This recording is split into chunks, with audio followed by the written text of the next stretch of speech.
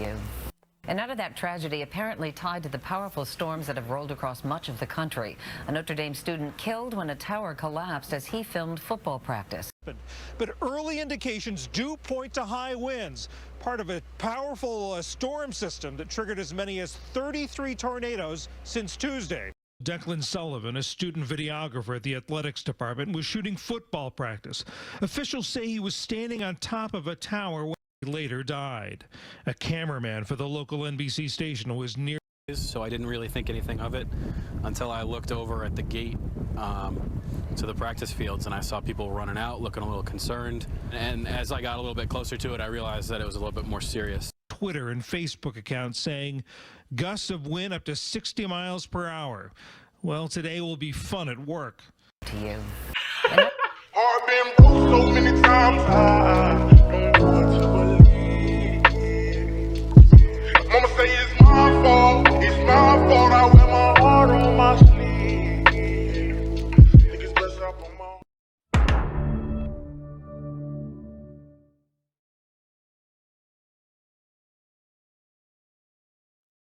Now, another coach who also keeps getting passes from the same media that doesn't like Deion Sanders is no other than Brian Kelly. Now, with Brian Kelly, this one is just wild how he continues to get away with physical things that actually hurt people. And one situation, because of his calling, it caused not a player, but a teammate who's a video coordinator, it caused him to die. Now, the name of this guy who's part of the team, as far as, you know, the equipments and all that, it was Declan Sullivan. He was part of the media team of Notre Dame. This is this gentleman right here, a beautiful soul, lost for simple reasons of Chip Kelly wanting to do practice during a weather condition that was said so to be so severe, people weren't even supposed to be outside. But what the coach did, you know, Brian Kelly, the one melanated brothers keep putting their kids and sending them to go be coached by coaches who don't even care about them. Now, what happened was a news report came out there that proved that, you know, I mean, I don't want to get in trouble by saying Brian Kelly is 100% at fault from as far as sources of media, but I must say my personal opinion, like the Notre Dame fans who say he is guilty based on the weather conditions. Let's look at video proof of that. To you. And out of that tragedy apparently tied to the powerful storms that have rolled across much of the country. A Notre Dame student killed when a tower collapsed as he filmed football practice. But early indications do point to high winds, part of a powerful storm system that triggered as many as 33 tornadoes since Tuesday. Declan Sullivan, a student videographer at the athletics department, was shooting football practice.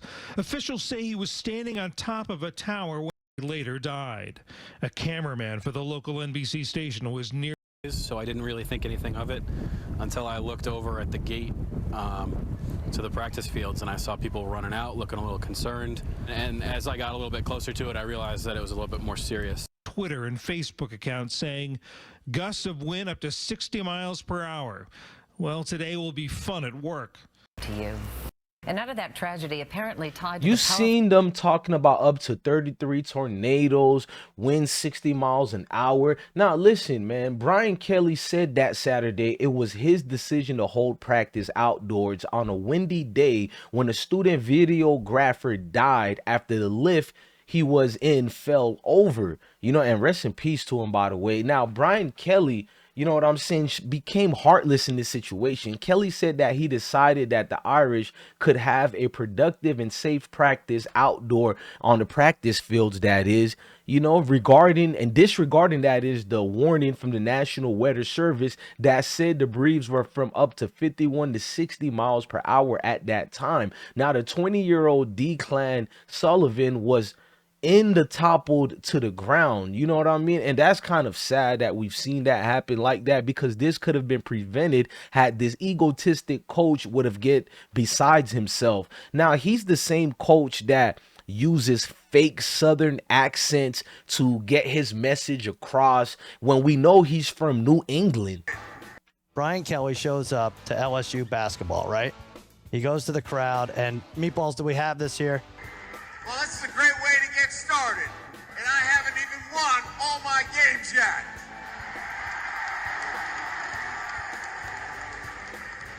It's a great night to be a Tiger. Overnight, he became Mitch McConnell. I'm here with my family. Turns into Blanche Dubois. I know. What people are missing is he said, y'all really like me, and I haven't even won all my games yet. He claimed he's going undefeated. Brian Kelly Shout out shows to that podcast. I'm subscribed to them. But the fake Southern accent, I'm using it to dictate, to show you guys how fake this dude is. So when he's not blaming himself for the incident, it's heartless. And it's like, let me go deeper, man. Kelly just never took accountability for it. It's bothering me mentally, just like the fans of Notre Dame. And he was named as a defendant in a lawsuit such as larger than life it was at that time, and it was against Notre Dame and himself. But he also does not come with LSU without baggage he's bringing. Before I continue with the lawsuit, he's the same guy that calls players moron while they're having fake outrage with Deion Sanders doing a Twitter spat with a former player who's disrespecting him. They're dismissing Brian calling players live during a game a moron. They didn't stop the clock initially on that play. They did, and then they rolled it. I think there was some confusion after the 9-yard gain. Kelly, he's really living with CJ Prosise on just a formation. Now, this coach, you know, Brian Kelly, that he calls himself one of the worst, I feel personally, like, he was the same guy that was accused of joking about the coverage of the sexual assault situation, and he denied responsibilities in the academic misconduct case. Some observers, though, have said that such incidents point to a problem with the man at top, which is him. Now, these are good journalists who don't work for the major media outlets, but you can't even find these reports. That's how much he has his situations get swept under the rug, basically. You know what I mean? Now, I tried to get reports from the school's personnel at Notre Dame, but the Notre Dame, being that they are a private university and the courts have ruled that campus police reports do not need to be released to the public because of the school's private status. I was trying to make sure you guys get to see that Notre Dame has faced fines, penalties under Kelly's leadership. So I've known the things that people have sent to me in the DMs. I've been working on this documentary for well over 3 months now. I told you guys, I got you guys. Let's continue with this Brian Kelly situation. Now, Brian Kelly refused to take blame, but the Notre Dame diehard fans have always blamed Brian Kelly. Closing reflections.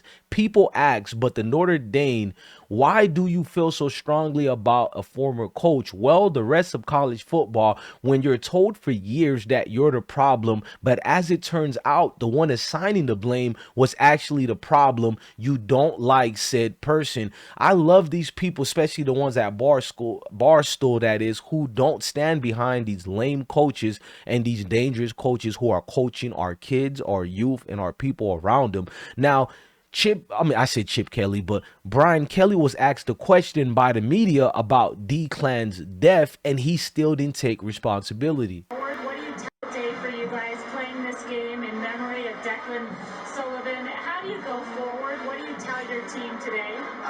Again, we're all very disappointed that we didn't win, but you know, it's about your effort, and you know, we just look.